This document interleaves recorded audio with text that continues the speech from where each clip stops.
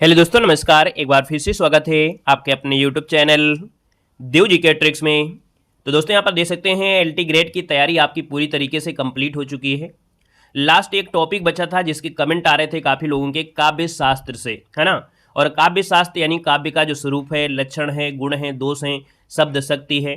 आपने ढेर सारे ऐसे क्वेश्चन पढ़ा होगा, आचार्य वम्मट के बारे में पढ़ा होगा, आचार्य भामा के बारे में पढ़ा होगा। देखा जाए तो आपके रसात्मक जो आपका काव्यम ये किसने कहा है, ऐसे ढेर सारे आपकी इसमें क्वेश्चन मिलेंगे। थोड़ा कठिन भी आपके होंगे और आपके आसान भी कुछ आपको मिलेंगे जो आपने हमेशा पढ़ा है, क्योंकि काव्य शास्त्र इसमें से पाश्चात्य काव्य मिलेगा, यानी जो पश्चिमी कह सकते हैं हिंदी वाले हैं, है ना, या कह सकते हैं जो पश्चिमी क्षेत्र के हैं, या हमारे हिंदी में देखा जाए विदेशियों का जो कह सकते हैं इंटरफेस हुआ है, तो थोड़ा सा कहीं ना कहीं इसमें आपको हल्का सा आपको कठिनाई लगेगी, लेकिन हम कठिन होने नहीं देंगे, आपको इस क्लास में रटा देंगे सभी क्वेश्चन, ठीक है। लेकिन वीडियो को जरूर देखिएगा, क्योंकि आपने सब कुछ तैयार किया है, और अगर इसको तैयार नहीं किया है तो आपके अंदर एक डर होगा कि मेरा काव्यशास्त्र नहीं तैयार है, वो हम आपको यहाँ पर तैयार करा दे रहे हैं, ठीक है ना। सभी को राम राम, वेलकम है, स्वागत है, अभिनंदन है। आगामी जो भी आपकी भर्ती परीक्षा है, जैसे आपकी केवीएस हो गया, आपके देखिए हेडमास्टर वाली भी आप लोगों ने यहाँ पर फॉर्म भरा होगा, है ना, साथ में सीटेट वगैरह, तो आप लोग चैनल को सब्सक्राइब कर लीजिएगा, ठीक है। बाकी टेलीग्राम है, टेलीग्राम से ज्वाइन कर लीजिएगा। चलिए स्टार्ट करते हैं। पहला क्वेश्चन आपका दिया गया है, कह रहा है यहाँ पर देखिए क्वेश्चन है कि जब अर्थ का ग्रहण अभिधा से ना हो किंतु उससे संबंध हो तो अर्थ ग्रहण कराने वाली शब्द शक्ति को क्या कहेंगे। क्वेश्चन को फिर से पढ़िए, यानी कह रहा है जब अर्थ का ग्रहण अभिधा से ना हो किंतु उससे संबंध हो तो अर्थ ग्रहण कराने वाली शब्द शक्ति को कहते हैं क्या, लक्षणा कहते हैं। यानी आंसर आपका सर जी क्या हो जाएगा, सी नंबर, इसको कहते हैं लक्षणा। अब ये लक्षणा है क्या सर जी, तो यहाँ पर देख सकते हैं कि वे वाक्य जिनका साधारणता शाब्दिक अर्थ और भावार्थ समान होता है उसे हम लोग अभिधा शब्द शक्ति कहते हैं, याद रखना है, ठीक है। तो अभिधा शक्ति अभी आपको मिलेगा तो दोबारा आपको सही करना है। यहाँ पर अगर हम बात करते हैं सर जी कि आपकी जो शब्द शक्तियाँ होती हैं कितने प्रकार से, डायरेक्ट क्वेश्चन पूछता है कि शब्द शक्तियाँ कितने प्रकार की होती हैं, तो आप कहेंगे सर एक अभिधा होता है, दूसरा लक्षणा होता है, तीसरा क्या होता है, व्यंजना होता है। आइएगा सर नेक्स्ट क्वेश्चन आपके सामने, और आपसे कह रहा है कि औचित्य के आधार पर होता है, क्या दिया गया है, औचित्य के आधार पर होता है। यहाँ पर देखा जाए तो अर्थ और निर्णय होता है। औचित्य के आधार पर क्या होता है, अर्थ निर्णय होता है। अब यहाँ पर आप देख सकते हैं कि सर जी जो औचित्य संप्रदाय के प्रवर्तक हैं वो आपके कौन हैं, तो औचित्य संप्रदाय के प्रवर्तक हैं आपके क्षेमेंद्र। कौन हैं, क्षेमेंद्र हैं, और इनके ग्रंथ का नाम है औचित्य विचार। क्या नाम है, औचित्य विचार चर्चा नाम है। देखा जाए तो इन्होंने औचित्य को रस का प्राण माना है, यानी कहते हैं जो रस है, रस का प्राण है, क्या है, औचित्य है। यहाँ पर आगे बढ़ते हैं, क्वेश्चन आपसे अगला पूछा गया है कि इनमें से कौन सा शब्द शक्ति का भेद नहीं है ना। तो अभी आपने पढ़ा, हमने कहा जैसे जैसे आप बढ़ते जाएंगे आपकी मेमोरी में बहुत चीजें परिवर्तन आएंगे, है ना। हमने कहा सर जी कि कौन सा शब्द शक्ति का भेद नहीं है, तो आपने कहा सर जी यहाँ पर देखा जाए तो व्यंजना भी है, अभिधा भी है, लक्षणा है, लेकिन सर जी यहाँ पर देखा जाए जो दिया है करुणा नहीं है, यानी ऑप्शन बराबर क्या बनेगा, 20 का राइट हो जाएगा। अब इनकी थोड़ी सी परिभाषा देख लीजिएगा। यहाँ पर कह रहा है अभिधा क्या है, तो हमने कहा मुख्य अर्थ का बोध कराने वाली जो शब्द शक्ति होती है इसे अभिधा कहते हैं। मुख्यार्थ का बाधा होने पर रूढ़ या प्रयोजन से जिस शक्ति द्वारा अर्थ ग्रहण हो जाता है वो लक्षणा कहलाता है। जब अभिधा लक्षणा द्वारा अर्थ ग्रहण नहीं होता है तब जिस शक्ति द्वारा अर्थ की प्राप्ति होती है या प्रतीति होती है उसे हम लोग शब्द शक्ति को व्यंजना कहते हैं। स्क्रीनशॉट एक बार ले लीजिएगा। आइएगा नेक्स्ट क्वेश्चन में आते हैं। क्वेश्चन आपसे अगला पूछा गया है, और हमने कहा है कि हमारी हिंदी में देखा जाए जो आपकी पाश्चात्य हिंदी है ना, यानी देखा जाए पाश्चात्य लोगों का प्रभाव हमारे हिंदी में जो खूब हुआ है, तो उनके बारे में भी आपसे क्वेश्चन बन जाता है। दिया गया सर जी इनमें से कौन सी कृति है जो आई ए रिचर्ड की नहीं है, तो आई ए रिचर्ड की बात करते हैं तो आंसर तो आपको दिख गया है, कल्चर एंड अनार्की, ये आई ए रिचर्ड की नहीं है, तो इनकी है कौन, प्रिंसिपल ऑफ लिटरेटरी क्रिटिसिज्म, और दूसरा दिया गया है the philosophy of the rhetoric और इंटरप्रेशन इन टीचिंग, ये जो आपका है आई ए रिचर्ड की है। तो सर जी ये जो आपका दिया गया है अनार्की जो आपकी है, ये सर जी अनार्की किसकी है, तो ये है मैथ्यू अर्नाल्ड की है। किसकी है, मैथ्यू अर्नाल्ड की है, यानी आपका आंसर सर जी क्या हो गया, सी नंबर है। तो याद रखना है जो कल्चर एंड अनार्की है मैथ्यू अर्नाल्ड की है। अगला क्वेश्चन देखो दिया गया है, और आपसे कह रहा है कि किस आचार्य ने वर्ण सौंदर्य को सभी अलंकारों से बढ़कर माना है। देख सकते हैं ये आचार्य हैं, कहते हैं वर्ण का जो सौंदर्य है ये सभी अलंकारों से बढ़कर है, यानी ये सजी का है आचार्य भामा ने कहा। इस बात को याद रखना है, बहुत प्यारा क्वेश्चन है है ना। यानी आचार्य ने कहा है कि जो वर्ण का सौंदर्य है वो सभी अलंकारों से क्या है, बढ़कर माना है। ये आपके भामा ने माना है, याद रखना है। एक पॉइंट आपका होता है सर जी आनंदवर्धन से, है ना। क्वेश्चन क्या होता है कि आनंदवर्धन ने ध्वनि संप्रदाय का प्रतिपादन किया है। अगर क्वेश्चन मिले कि ध्वनि संप्रदाय का जो प्रतिपादन किया है किसने, तो आपके आनंदवर्धन ने किया है, याद रखना है। आइएगा सर, अच्छा इनसे एक होता है कि आनंदवर्धन का जो ग्रंथ है वो आपका कौन है, तो ध्वन्यावलोक है। ये मिलान करने के लिए आपको मिला होगा। यहां पर आगे बढ़ते हैं सर जी। क्वेश्चन आपसे अगला पूछा गया है कि शब्दार्थो सहितो काव्यम, क्या दिया है, शब्दार्थो सहितो काव्यम, काव्य की यह परिभाषा किसने दिया है। यानी ये जो परिभाषा है शब्दार्थो सहितो काव्यम, ये काव्य की परिभाषा जो दिया है वो आपके आचार्य भामा ने दिया है। ऑप्शन नंबर आपका ए नंबर है, यहाँ पर राइट हो जाएगा। देखा जाए तो भामा जी का एक अलंकार कह सकते हैं एक ग्रंथ है, यानी भामा ने काव्य अलंकार नामक ग्रंथ की रचना किया था। याद रखना कि भामा का जो है ग्रंथ नाम है काव्य अलंकार है। यहाँ पर देखा जाए तो सर जी आपसे दिया गया है अब मम्मट के बारे में। तो मम्मट ने क्या बोला है, तो मम्मट ने तददार्दो शब्दो सगुणावलकृति पुनः कापी, ये मम्मट की है। वाक्यम रसात्मकम काव्यम, जो कि आप हमेशा प्रचलित है, आप लोगों को जब रस पढ़ाते हैं तब आपको ये जरूर मिला होगा। यानी वाक्यम रसात्मकम काव्यम किसका है, विश्वनाथ का है। आइएगा सर, नेक्स्ट क्वेश्चन आपसे दिया गया और आपसे कह रहा है कि कौन से आचार्य ने चतुर्वर्ग की प्राप्ति को काव्य का प्रयोजन माना है। कौन से आचार्य हैं जिन्होंने चतुर्वर्ग की प्राप्ति को काव्य का प्रयोजन माना है, तो सर जी ये जो आपके हैं आचार्य भामा है। कौन है, आचार्य भामा। यानी आपका जो आंसर है यहाँ पर राइट हो जाएगा, भामा आपका आंसर है, राइट हो जाएगा।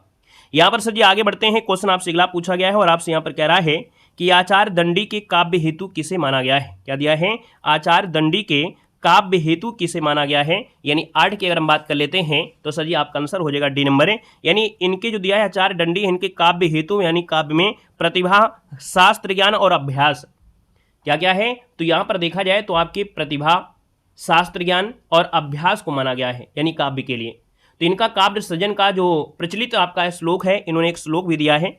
यहाँ पर देखा जाए तो श्लोक हमने यहाँ पर नहीं लिया है, बाकी आपका आंसर हो गया सर जी कौन, डी नंबर है। यानी आचार्य दंडी के काव्य हेतु जो आपका है वो प्रतिभा, काव्य शास्त्र और अभ्यास है। अगला क्वेश्चन देखो दिया गया है और आपसे कह रहा है, यहाँ पर क्वेश्चन दिया गया है एलटी ग्रेड 2018 में, देखो क्वेश्चन पूछा गया था। कह रहा है कविता मनुष्य को स्वार्थ संबंधों के संकुचित घेरे से ऊपर उठाती है, ये कथन किसका है। हमने कहा सर जी जो कविता है ये मनुष्य को स्वार्थ संबंधों से संकुचित जो घेरा होता है उससे ऊपर उठाती है। तो सर जी ये जो कहा था वो आपके आचार्य रामचंद्र शुक्ल ने कहा था, आचार्य रामचंद्र शुक्ल ने यहाँ पर कहा था। दोस्तों याद रखना है, क्लियर है। आइएगा सर, यहाँ पर एक पॉइंट आपका बनता है कि जो डॉक्टर नागेंद्र हैं, डॉक्टर नागेंद्र ने कहा है कि रसात्मकम शब्दार्थ ही क्या है, काव्य है। अगर पूछे रसात्मकम शब्दार्थ ही काव्य है किसने कहा है, तो डॉक्टर नागेंद्र का है। मिलान करने में ऐसा क्वेश्चन आपको मिलेगा जो आपको बीच में ऐसे आपको बताते हैं। सर जी नेक्स्ट पॉइंट आपसे दिया गया और आपसे कह रहा है कि नाट्य शास्त्र के संबद्ध निम्नलिखित ग्रंथों का सही क्रम आपका पूछा गया है। यानी अगर हम इनमें से क्रम आपको बता दें कि सर में क्रम कौन सा है, तो आंसर तो आपको दिख ही गया है। तो आंसर जब आपको दिख गया है तो अभिनव भारती, दस रूपम, नाट्य दर्पण, भाव प्रकाश, ये क्या है सर जी क्रम है। अब इसका स्क्रीनशॉट आप लोग ले सकते हैं कि सर जी जो आपका समय है, यानी जो आपका अभिनव भारती है ये किसका है, तो आप कहेंगे सर ये अभिनव गुप्त का है ना। और सर जी 10 रूपक जो दिया है वो आपका धनंजय का है। नाट्य दर्पण जो है आपके रामचंद्र गुणचंद्र का है। और भाव प्रकाश जो आपका है शारदा तनय का है। स्क्रीनशॉट लीजिएगा। क्वेश्चन आपसे अगला पूछा गया है और आपसे कह रहा है कि वक्रोक्त के विरोधी आचार्य कौन सा है। वेरी वेरी एमपी क्वेश्चन है। वक्रोक्त के विरोधी, यानी वक्रोक्त के विरोधी जो आपके हैं वो सर जी कौन है, तो आपके आचार्य विश्वनाथ हो जाएंगे। यहाँ पर राइट आंसर हो जाएगा। यहाँ पर देखा जाए तो एक पॉइंट आपका बनता है कि सर जी जो आपके विश्वनाथ हैं, यानी विश्वनाथ ने कुंतक के सिद्धांतों का खंडन किया है। याद रखना, कुंतक के सिद्धांतों का खंडन किसने किया है, विश्वनाथ ने किया है। विश्वनाथ के द्वारा रचित ग्रंथ का नाम क्या है, तो नाम है साहित्य दर्पण है। वहीं पर भामा के ग्रंथ का नाम है काव्य अलंकार है। वहीं पर देखा जाए तो आपके रुद्रट है ना, रुद्रट ने यहाँ पर काव्य अलंकार तथा मम्मट ने यहाँ पर काव्य प्रकाश नामक ग्रंथ की रचना किया है। यानी ये हो गया जो आपका काव्य अलंकार है उसको आपके रुद्रट ने भी लिखा है और भामा ने भी लिखा है। यहाँ पर देखा जाए मम्मट ने यहाँ पर काव्य प्रकाश नामक ग्रंथ लिखा है। नेक्स्ट क्वेश्चन देखो दिया गया है और आपसे कह रहा है कि अभिव्यंजनावाद के प्रवर्तक कौन है। आईएमपी क्वेश्चन है, अभिव्यंजनावाद के प्रवर्तक कौन है, तो अभिव्यंजनावाद के प्रवर्तक हो जाएंगे सर यहाँ पर क्रोचे। कौन है सर जी, क्रोचे हो जाएंगे। ऑप्शन नंबर आपका बी हो जाएगा। नेक्स्ट क्वेश्चन देखो दिया गया है और आपसे क्या दिया है कि अगर आपसे पूछे सर जी यहाँ पर क्वेश्चन कि प्रत्ययवाद के प्रवर्तक आपके प्लेटो हैं, अनुकृत और विरेचन या त्रासदी के जो प्रवर्तक है वो आपके अरस्तु है। मार्क्सवाद या प्रगतिवाद के कौन है? कार्ल मार्क्स हैं, याद रखना है। आइएगा सर, नेक्स्ट क्वेश्चन आपसे दिया गया है और आपसे यहाँ पर दिया गया है पॉइंट, आपसे क्या दिया गया है? तो भैया यहाँ पर देखा है 4 ऑप्शन तो है नहीं है, 2 ही ऑप्शन आपके हैं, लेकिन हम आपको बता दे रहे हैं। यहाँ पर दिया है किस पाश्चात्य आलोचक ने हमारी मूल्यांकन संबंधी धारणाओं का संबंध मानसिक उद्देश्यों से यहाँ पर किया है? तो यहाँ पर देखा जाए तो एक आचार्य थे, अभी नाम सुना होगा, I.A. रिचर्ड, है ना? कौन? जो आपके रिचर्ड थे, रिचर्ड जो आपके हैं, रिचर्ड ने हमारी जो आपकी मूल्यांकन संबंधी धारणा है ना, उसका संबंध मानसिक दोष से यहाँ पर किया है, मतलब माना है, तो ये रिचर्ड आपके हो जाएंगे। और अगले पॉइंट में आते हैं। अगले पॉइंट आपसे कह रहा है कि बिंब के अनिवार्य तत्व क्या होते हैं? बिंब के अनिवार्य तत्व पूछा गया है, क्वेश्चन नंबर आपका 16 है। और बिंब के अनिवार्य तत्व सर जी क्या क्या हो सकते हैं? यहाँ पर याद रखना है, जैसे आपका है कल्पना, यानी बिंब का अनिवार्य तत्व होता है कल्पना, सबसे पहले कल्पना है। फिर हमने कहा सर जी यहाँ पर क्या ये जो दिया है विवरणात्मकता दिया है, तो आप कहेंगे जी सर जी यहाँ पर देखा जाए तो बिंब में आपका विवरण भी आता है, कल्पना भी आता है, ये 2 चीज़ें आपकी होती हैं। इनमें से आपका आंसर सर जी बी वाला इसका राइट हो जाएगा, यानी बी और ए दोनों आपके हो जाएंगे। आगे बढ़ते हैं सर जी, क्वेश्चन आपसे अगला पूछा गया और आपसे कह रहा है कि औचित्य के आधार पर होता है, औचित्य के आधार पर क्या होता है? औचित्य के आधार पर होता है, 17 नंबर है। देखो भाई कठिन तो है ही है, लेकिन अगर आप पढ़ोगे नहीं तो आप जानोगे कैसे कि आपका है क्या, है ना? यानी आपको लगता है जयशंकर प्रसाद और आपको सुमित्रानंद पंत पढ़ लिया तो हो जाएगा, आप जब देखोगे तभी तो बता पाओगे कुछ बहुत, है ना? हो सकता है जो आपको आ रहा हो, जो आपने पढ़ लिया है या भूल रहे थे उसका रिवीजन हो गया, वही क्वेश्चन आ जाएगा, है ना? तो पढ़ना जरूरी है, आप उसको पढ़िए, भले ही कठिन आपको लग रहा है, क्योंकि आप अच्छे खासे एग्जाम की तैयारी कर रहे हैं भाई, है नहीं? तो हमने कहा औचित्य के आधार पर क्या होता है, तो 17 की अगर हम बात कर लेते हैं तो सर जी आपका जो आंसर हो जाएगा यहाँ पर डी हो जाएगा, उपयुक्त में से सभी, यानी सामर्थ्य का निर्णय होता है, सन्निधि का निर्णय होता है और अर्थ का भी निर्णय होता है। सर आगे बढ़ते हैं, क्वेश्चन आपसे अगला पूछा गया और आपसे कह रहा है यहाँ पर क्वेश्चन कि साधारणीकरण के विषय में कौन सा कथन सही दिया गया है? क्या दिया गया है? साधारणीकरण के विषय में कौन सा कथन आपका सही दिया है? 18 नंबर आपका दिया गया है। तो हमने कहा सर जी 18 नंबर आपका दिया है, तो आंसर तो आपने देख लिया है, तो उसी हिसाब से आंसर दीजिए। यानी जो साधारणीकरण होता है तो साधारणीकरण आलम्बनत्व धर्म का होता है, और सर जी ये साधारणीकरण के लिए भोज तत्व व्यापार अनिवार्य होता है। तो इसका आंसर आपका बी और सी आपका सही था। आगे पॉइंट बढ़ते हैं, पॉइंट दिया गया है जो कि आपको थोड़ा अब आसान आपको मिलेंगे, अभी बीच में आपको कठिनाई ज़्यादा थी। यहाँ पर देखो दिया है तद्दो, क्या दिया है? तद्दोषो पदार्थों सगुणावलंकृति पुनः क्वापि, ये काव्य लक्षण किस आचार्य के द्वारा निरूपित किया गया है? तो सर जी 19 की अगर बात करते हैं तो ये जो आपके हैं आचार्य मम्मट, कौन है? आचार्य मम्मट हैं, यानी ये जो आपकी कह सकते हैं व्यक्ति किया है ये काव्य वो आपकी मम्मट का है। यहाँ पर दे सकते हैं कि जो काव्य है आपका तद्दोषो, है ना, पदार्थों सौगुणा अलंकृति पुनः, ये कॉपी ये आपका मम्मट का है। वहीं पर अगर हम बात कर लेते हैं कि पंडित राज जगन्नाथ का एक काव्य लक्षण है जिसका नाम है रमणीयार्थ प्रतिपादका, ठीक है ना। दंडी की अगर बात करते हैं, दंडी का कौन सा है? तो आपका हो जाएगा शरीरम तद्धतिदार्थ वच्छिना पदावली, आपकी किसका है? दंडी का है। क्वेश्चन देखो आपसे पूछा गया है कि रस विवेचन में चित्रारुंग न्याय की जो कल्पना इनमें से किस आचार्य ने किया है?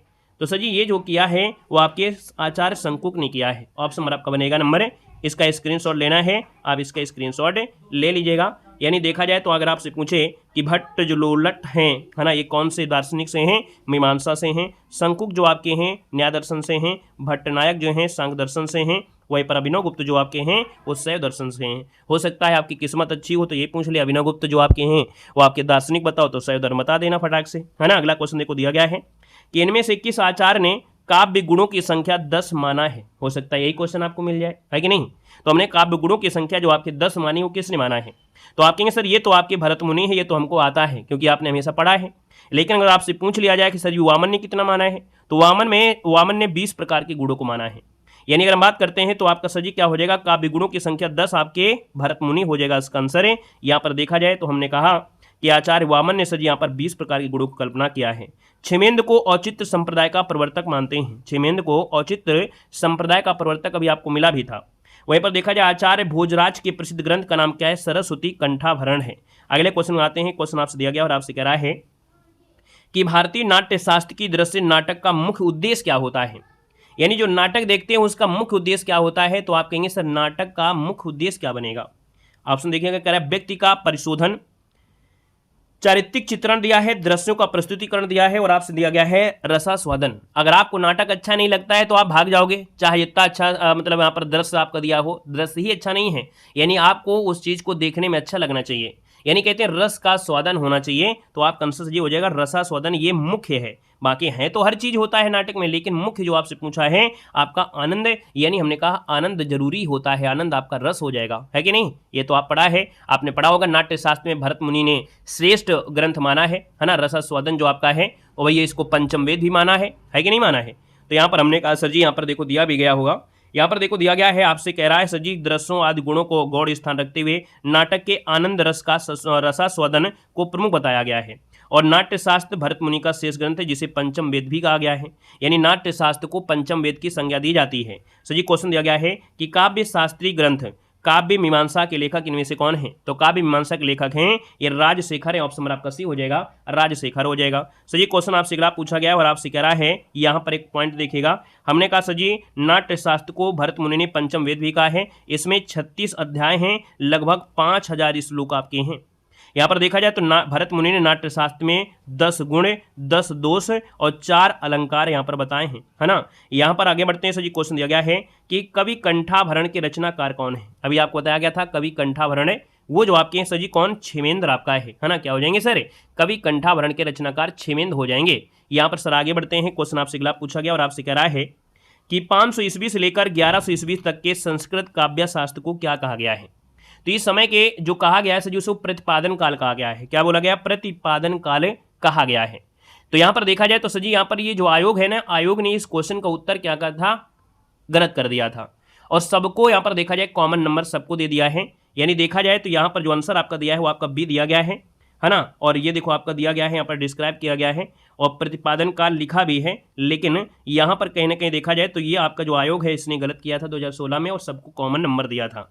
सर जी क्वेश्चन आपके सामने और आपसे कह रहा है कि प्रतिभा व्युत्पत्ति, क्या दिया है, प्रतिभा व्युत्पत्ति मिश्रा समवेते श्रेयस्यो इति ही, यह मत किस विद्वान का है। तो सर जी ये जो मत है आपके एक विद्वान का है, कौन है, तो यहाँ पर सर जी इनमें भी आपको देखा जाए तो कोई दिख रहे हैं, ये राजशेखर का है, यानी हमने कहा ये सर जी राजशेखर का मत है। तो आपका जो आंसर हो जाएगा सर जी क्या हो जाएगा, आचार्य राजशेखर इसका आंसर है, यहाँ पर राइट हो जाएगा। हाँ थोड़ा सा यहाँ पर क्या है, इनके पदों में हल्का सा, जैसे प्रतिभा व्युत्पत्ति मिश्रा है ना, इसके बाद दिया है समते श्रेष्यो इति दिया गया है, तो कहीं ना कहीं देखा जाए तो सर जी किसका है, तो आपके ये है आपके राजशेखर का आपका है, दोस्तों याद रखना है। यानी राजशेखर की अगर बात करते हैं तो देखो इसमें भी आपका यहाँ पर स्टार लगा दिया गया था। बाकी हमने कहा काव्य के 3 आपके पॉइंट होते हैं, प्रतिभा, अभ्यास और व्युत्पत्ति आपके हो जाएंगे। यानी यहाँ पर देखा जाए तो आपके आचार्य जो आपके हैं मम्मट और आचार्य दंडी दोनों इस मत से आपके संगत नहीं था, तो इसलिए आयोग ने इसको गलत दे दिया था, कॉमन नंबर आपका दिया गया है, बाकी हैं यहीं पर। सो जी क्वेश्चन दिया गया, इनमें से कौन सा अलंकारवादी आचार्य नहीं है, इनमें से कौन अलंकारवादी आचार्य नहीं है। सर 30 की अगर बात करते हैं तो 30 का ऑप्शन में से क्या हो जाएगा, तो आज अलंकारवादी आचार्य इनमें से नहीं है। तो भैया आपने यहाँ पर जयदेव केशव भामा है, लेकिन जो दिया है आनंदवर्धन है ना, आनंदवर्धन है, जिनका रचना में बताया था काव्यशास्त्र बताया था धन्नावलोक है ना, तो आपका आंसर हो जाएगा सर जी डी हो जाएगा। अब यहाँ पर आप दे सकते हैं कि सर जी जो आचार्य भामा है इनका काव्य शास्त्री जो आपका है काव्य अलंकार है, और वहीं पर देखा जाए सर जी जो आपका जयदेव है तो आपका चंद्रलोक है, आनंदवर्धन का आपका धन्यालोक है, और केशव दास का है कवि प्रिया है, जो कि यहाँ पर देखा जाए तो आप कहेंगे सर ये जो आपके अलंकारवादी आचार्य हैं। सर जी दिया गया है कि ब्रह्मानंद सहोदर किसे कहते हैं, ब्रह्मानंद सहोदर जो कहते हैं सर किसको कहते हैं, यहाँ पर जवाब देना है। तो ब्रह्मानंद सहोदर जो कहा जाता है सर जी वो कहते हैं रस को कहते हैं, क्या कहते हैं, रस को कहते हैं, यानी रस को ब्रह्मानंद सहोदर कहा जाता है।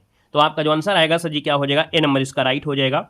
यहाँ पर आगे बढ़ते हैं, क्वेश्चन आपसे अगला पूछा गया है और आपसे कह रहा है, देखो अभी हमने बताया संप्रदाय से पूछ ले, वक्रोक्त संप्रदाय के कुंतक हैं, ध्वनि संप्रदाय के आनंदवर्धन हैं, अलंकार के कौन है, भामा है।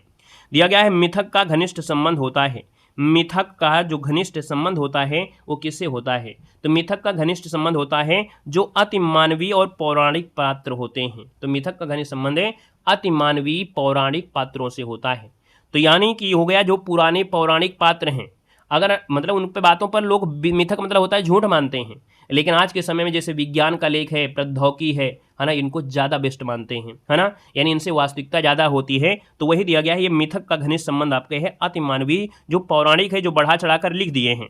सो जी यहाँ पर अगर बात करते हैं तो अगले पॉइंट को आते हैं, पॉइंट आपसे अगला पूछा गया है यहाँ पर ये पॉइंट देखिएगा, डायरेक्ट आपको देखना है कि रमणीयार्थ प्रतिपादका शब्दा काव्यम, ये पंडित राज जगन्नाथ का है। वाक्यम रसात्मकम काव्यम आचार्य विश्वनाथ का है। विभावन भाव अभिचारी संयोग दर्श निष्पत्ति आचार्य भरत का है। और यहाँ पर दिया है तद्रव शब्दो सगुणावलंकति पुनः क्वापी, ये आचार्य मम्मट का है। इसका स्क्रीनशॉट ले लीजिएगा भाई, यहाँ से क्वेश्चन हो सकता है कि आपकी किस्मत अच्छी हो तो यही मिल जाए। यहाँ पर सर आगे बढ़ते हैं। यहाँ पर देखो दिया गया है कि काव्य प्रयोजन की दृष्टि से कौन सा कथन आपका सही नहीं है। काव्य प्रयोजन के हिसाब से कौन सा कथन है यहाँ पर सही नहीं है, ये आपसे कह रहा है। तो हमने कहा सर जी थोड़ा देख लेते हैं। यहाँ पर हमने कहा सर जी काव्य प्रयोजन के हिसाब से देखा जाए तो यश प्राप्त होता है, आर्थिक लाभ भी होता है, आनंद प्राप्त होता है, शास्त्रीय ज्ञान प्राप्त होता है। ये जरूरी हम नहीं कह सकते हैं कि शास्त्री ही मिल सकता है काव्य से, ठीक है ना। तो इसका हम अगर बात करते हैं तो ऑप्शन आपका डी हो जाएगा। यहाँ पर दे सकते हैं कि काव्य प्रयोजन से यश की प्राप्ति, अमंगल का नाश होता है, आर्थिक लाभ होता है, आनंद प्राप्त होता है, इससे चरम विश्रांति की प्राप्ति होती है।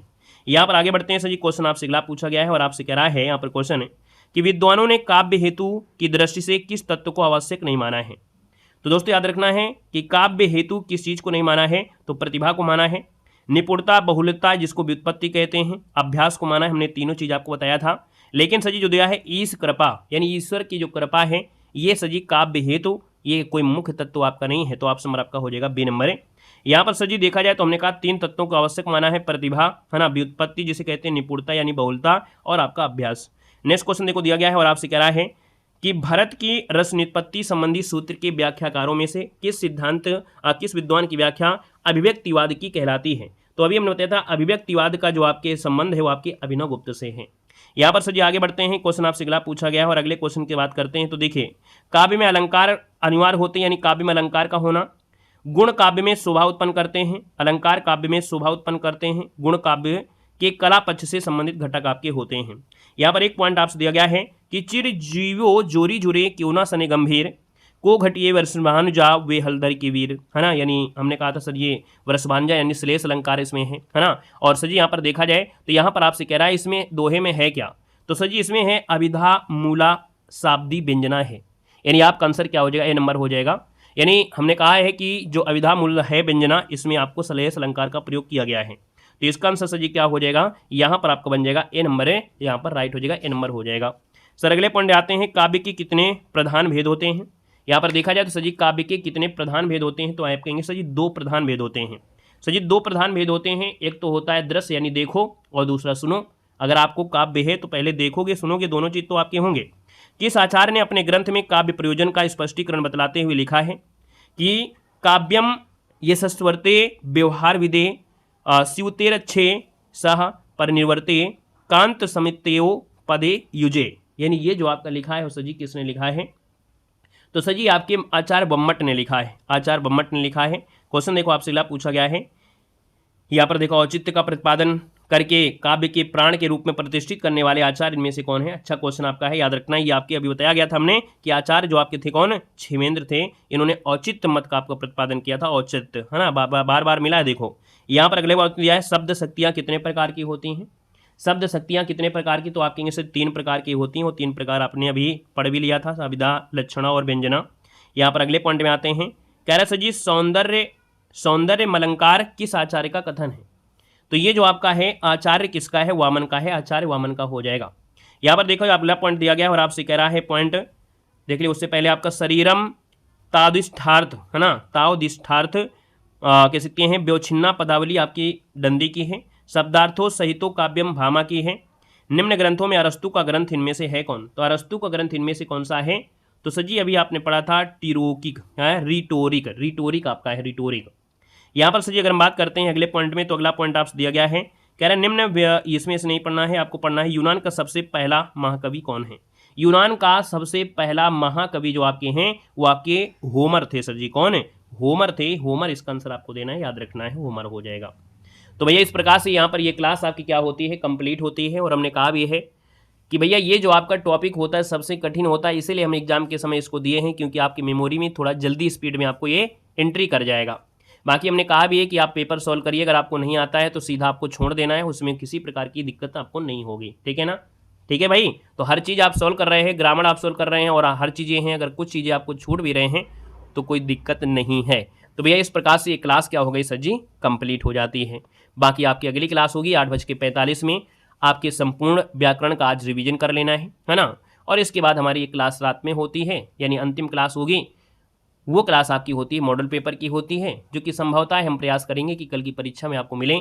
बाकी कल भी हम आपको मॉर्निंग में भी क्लास आपकी कुछ क्लासें दे देंगे, जो कि महत्वपूर्ण कंटेंट हम तैयार करेंगे रात में, है ना, वो हम आपको कल आपको दे भी देंगे, तो आप लोग पेपर से पहले उसको अपना देख भी सकते हैं, ठीक है ना। तो चलिए भी अगली क्लास मिलते हैं 8:45 में हिंदी की क्लास में, जो कि व्याकरण की क्लास होगी। धन्यवाद सभी को, जय हिंद, वंदे मातरम।